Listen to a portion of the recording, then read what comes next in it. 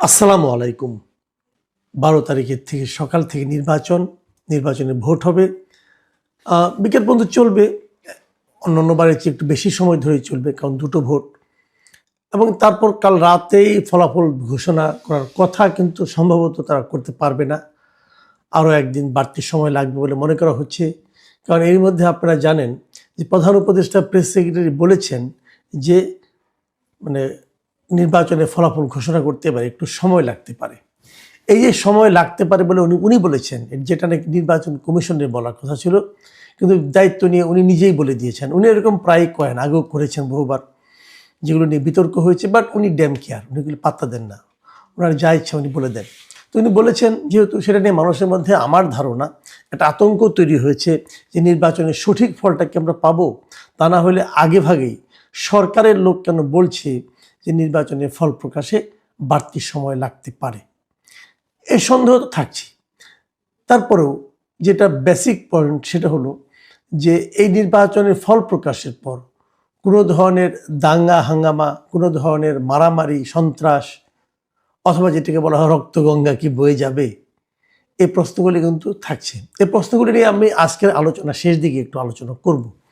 তার আগে আমি যে বিষয়টা নিয়ে আজকে কথা বলতে চাই, সেটা হলো যে গতকালকে নির্বাচনী প্রচারণা একদম শেষ মুহূর্তে, কারণ আজকে সকাল 7টা থেকেই নির্বাচনী প্রচারণা কিন্তু বন্ধ। কাজেই গতকালকে রাতেই প্রধান দুটো দল, যেটা মানে জামায়াতে ইসলামী এবং বিএনপি, এই দুই দলের দুই শীর্ষ নেতা, জামায়াতে ইসলামের ডাক্তার শফিকুর রহমান এবং বিএনপির জনাব তারেক রহমান, ওনারা জাতির উদ্দেশ্যে টেলিভিশনে ভাষণ দিয়েছেন। বিটিভিতে সেটা প্রচারিত হয়েছে। সেই ভাষণ দুটো নিয়ে আমি একটু কথা বলতে চাই। আপনারা এই ভাষণ দুটো আপনারা নিশ্চয়ই দেখেছেন। তো আমার কাছে কেমন লেগেছে কার ভাষণ, সেটা নিয়ে একটু আমি কথা বলতে চাই। আমি যদি প্রথমে তারেক রহমানের কথাটা বলি, তারেক রহমান ভাষণ দিয়েছেন পুরো 37 মিনিট 13 সেকেন্ড, আমি যেটা পেয়েছি। বিশাল ভাষণ। এক পর্যায়ে না ক্লান্তি এসে গিয়েছিল আমার, এত লম্বা ভাষণ আমি কেন শুনবো। মানুষের তো একটা সময়ের দাম আছে। এত লম্বা ভাষণ আমি পছন্দ করিনি। বিপরীত দিকে শফিকুর রহমান ভাষণ দিয়েছেন, যেটা এটা তুলনামূলকভাবে ওই ভাষণের প্রায় অর্ধেক। উনি দিয়েছেন 19 মিনিট 15 সেকেন্ড। এটা তুলনামূলকভাবে ছোট, অর্ধেক। কিন্তু অর্ধেক হলেও এটা যে শুনতে খুব শ্রুতিমধুর ঠেকেছে, তাও কিন্তু আমার কাছে মনে হয়নি। কেন হয়নি সেটাও আমি আপনাদেরকে বলবো। দুটো ভাষণের টাইপটা দু ধরনের, দুটো ভাষণের ক্যারেক্টার ছিল টোটালি দু ধরনের। আমার কাছে যেমন যেমন ধরেন আপনি তারেক রহমান সাহেব কী বলেছেন, অনেক কথা বলেছেন। আমি দু একটা চুম্বক পয়েন্ট আমার কাছে যেগুলি চুম্বক মনে হয়েছে, গুরুত্বপূর্ণ মনে হয়েছে, সেগুলো আপনাদেরকে আমি একটু বলি। যেমন উনি কর্মসংস্থানের উপর গুরুত্ব দিয়েছেন। 1 কোটি কর্মসংস্থান কীভাবে বানাবেন এবং এই জন্য কীভাবে শিক্ষা দিবেন, মানে আপনার কারিগরি শিক্ষা, ব্যবহারিক শিক্ষা দিবেন, শিক্ষিত বেকার দেবেন, শিক্ষা শেষে যারা বেকার থাকবে তাদেরকে ভাতা দিবেন, ফ্যামিলি কার্ড দিবেন, 2,500 টাকা করে প্রত্যেককে দিবেন, ফ্যামিলি কার্ড দিবেন, এবং কোত্থেকে দিবেন সেটাও বলে দিয়েছেন। উনি বলেছেন যে এখন এই ফ্যাসিবাদী আমলে যে বিদেশে প্রতি বছর $16 বিলিয়ন পাচার হতো, উনি এই পাচারটা বন্ধ করবেন। পাচারটা বন্ধ করতে পারলে ওই টাকা দিয়ে এটা হয়ে যাবে। খুবই উচ্চাভিলাষী একটা, মানে উনি যে পাচার বন্ধ করতে পারবেন, এটা ওনার সদিচ্ছাটা এতে প্রকাশিত হয়েছে। কিন্তু পারবেন কি? যদি না পারেন, যারা পাচার করে অভ্যস্ত তারা কি পাচার করবে না, অথবা ওনাকে মেনে নেবে? পাচার করতে না দিলে তারা কি অন্য ভূমিকা অবতীর্ণ হবে না? এসব প্রশ্ন থাকছে। কিন্তু ওনার প্ল্যানটা আমার কাছে মনে হয়েছে টু দ্য পয়েন্ট উনি প্ল্যান করেছেন। এবং উনি বলেছেন যে রাষ্ট্রের মালিক আসলে জনগণ, সেটা কেবল খাতায় কলমে থাকে। উনি করে দেখাবেন যে জনগণের যার যে অধিকার, সেগুলো নিয়ে যাতে নিশ্চিতভাবে পায়, সেই ব্যবস্থা উনি করবেন। উনি একদম টু দ্য পয়েন্ট আরও কিছু কথা বলেছেন। মসজিদের এবং বিভিন্ন ধর্মীয় প্রতিষ্ঠান যেগুলো আছে অন্যান্য ধর্মের, এখানে যারা নাকি ধর্মগুরু যারা আছে, মসজিদের ইমাম, খতিব, মুয়াজ্জিন যারা আছে, এদের অর্থনৈতিক সুবিধার কথা উনি বলেছেন, যাদের অর্থনৈতিক সুবিধা দেওয়া হবে। এটা আমার কাছে খুব গুরুত্বপূর্ণ মনে হয়েছে। দেখুন, ইসলামে একটা এলাকার মসজিদের যিনি ইমাম থাকেন, খতিব থাকেন বা মুয়াজ্জিন থাকেন, এরা কিন্তু ধর্মীয়ভাবে খুব সম্মানিত ব্যক্তি, কিন্তু তাদের জীবনযাপন কিন্তু খুব মানে দরিদ্র হালে কাটে, কারণ তাদের তো আর কোনো ইনকাম নেই। এই জন্যই তারা করে কি, ওই এলাকার যা নাকি দুষ্ট লোক আছে কিন্তু অর্থশালী লোক আছে, তাদের কথা শুনতে বাধ্য হয়। কাজে এরা যদি নিজেরা স্বাবলম্বী হয়, তখন আসলেই তারা কিন্তু ওখানকার সমাজের অনেক গুরুত্বপূর্ণ বিষয়ে স্বাধীনভাবে মতামত দিতে পারবেন। আমি মনে করি এটা খুব জরুরি। কারণ আমাদের এই দেশটা আপনি চান বা না চান, এটাই বাস্তবতা যে এখানে ধর্মীয় আলেমদের একটা গুরুত্ব কিন্তু আছে। তাদেরকে স্বাবলম্বী হওয়ার সুযোগ যদি সরকারের থাকে তাহলে সেটা দেওয়া উচিত। আমার কাছে এটা ভালোই লেগেছে। তারপরে আরও অনেক কিছু বলেছেন উনি, যে পরিকল্পনা উনি যে নিচ্ছেন, উনি একটা কথা খুব গুরুত্ব দিয়ে বলেছেন যে আমরা তো অনেক পরিকল্পনা নেই, কিন্তু সেই পরিকল্পনা বাস্তবায়নে কিন্তু দুর্নীতি হয়, এবং এই দুর্নীতি উনি কঠোরভাবে দমন করতে চেয়েছেন। মানে উনি যে পরিকল্পনা নেবেন, যেমন আমি নিজেও কিন্তু অনেকবার বলেছি যে আপনি বলেছেন যে বস্তির জন্য আপনি বস্তিতে আপনি বানাবেন, ফ্ল্যাট বানাবেন, কিন্তু যাদেরকে বানাতে দিবেন তারা কি করবে? তারা তো চুরি করবে, এবং তারা তো সেখানে নিজের আত্মীয় স্বজনের নাম বসিয়ে দেবে। উনি ওই বিষয়টাকে নাম যায় না, উনি বলেছেন যে এই পরিকল্পনা বাস্তবায়নে যে দুর্নীতি হয় এটাকে উনি কঠোরভাবে দমন করবেন। এবং আরও বলেছেন, আমি এই শব্দটা আমার ভালো লাগছে, যে দুর্নীতি নিয়ন্ত্রণে যতটা কঠোর হওয়া যায় বিএনপি ততটাই কঠোর হবে, মানে ম্যাক্সিমাম কঠোরতা দেখাবে, মানে দুর্নীতির বিরুদ্ধে এক ধরনের জেহাদ বলতে পারেন।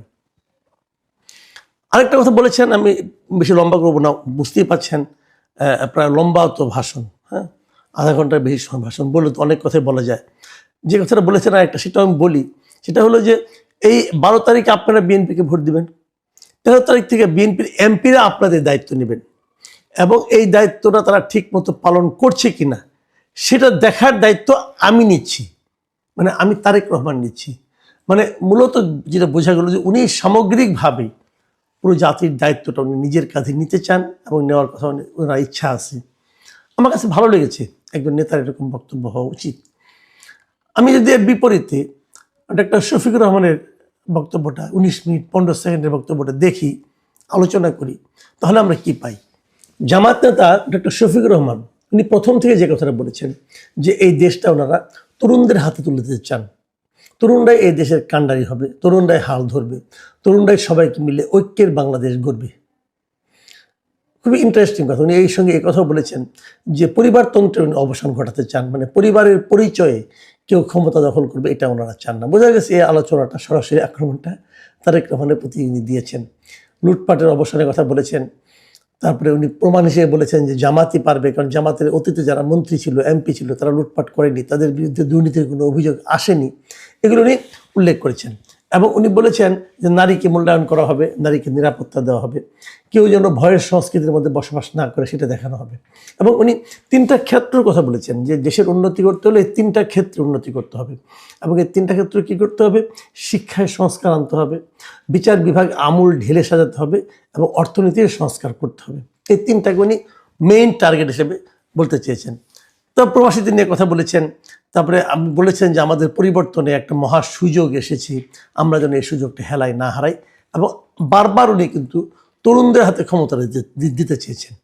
আর শেষের দিকে উনি হা ভোটের কথা, শেষের দিকে ঠিক মাঝামাঝিতেই উনি হা ভোটের কথা বলেছেন যে সবাই যেন হা ভোট দেয়, তাহলে পরিবর্তনটা পূর্ণাঙ্গতা পাবে।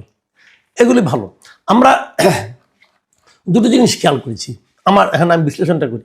এটা হলো যে জামাতের আমির উনি কিছু নীতিগত কথা বলেছেন, কিভাবে করবেন না করবেন সেই ডিটেলে উনি জান নাই।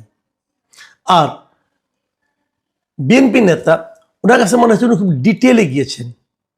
মানে আমার কাছে মনে হয়েছে তারেক রহমান সাহেব দীর্ঘদিন ধরে এগুলি নিয়ে চিন্তা করেছেন, আমার ধারণা হয়েছে, এবং সেই চিন্তাগুলি কিভাবে কোনটা বাস্তবায়ন করবেন না করবেন, আমার মনে হয় ওনার কাছে একটা ডিটেল প্ল্যান সম্ভবত আছে, এবং সেগুলি উনি শেয়ার করেছেন। হয়তো এই কারণে ওনারটা একটু ডিটেলে বলতে যেই হয়তো একটু বড় হয়েছে।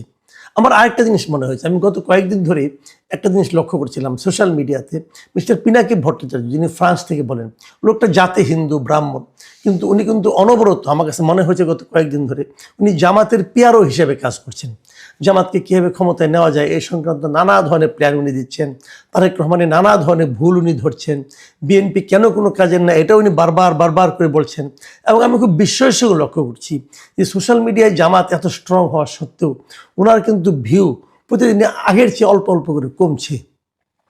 তো ওনার কি জনপ্রিয়তা ধস নামলো কিনা আমি বলতে পারবো না, কিন্তু উনি যে একটা দিকে চলে যাচ্ছেন এটা ভালো, এটা অ্যাক্টিভিস্ট হিসাবে উনি জামাতের পক্ষ নিচ্ছেন, একজন উনি নিজে মুসলমান না হয়েও নিচ্ছেন, এটা অবশ্যই জামাতের জন্য একটা বিরাট অর্জন আমি মনে করব।